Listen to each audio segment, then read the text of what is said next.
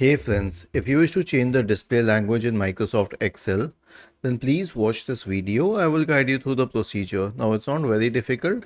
Here's what we have to do. Search for Excel in the Windows search bar and open Microsoft Excel. Open Microsoft Excel and then you have to change the display language. So I will write something here. Okay. And then click on File, select Options, and then go to the language tab on the list on the left hand side. Now there are two sections for this. One is the ordering and proofing language and one is the display language.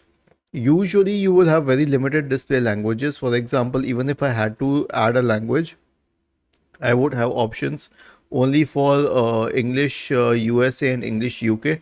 But in the case of ordering languages, I'll have way more options. Okay. For example, even if I had to check for English, I'll have English Ireland, English Malaysia, New Zealand, and whatnot. Now, let us say that I want to make English Canada as the default proofing language. So I'll simply select that and click on Set as Preferred. Okay.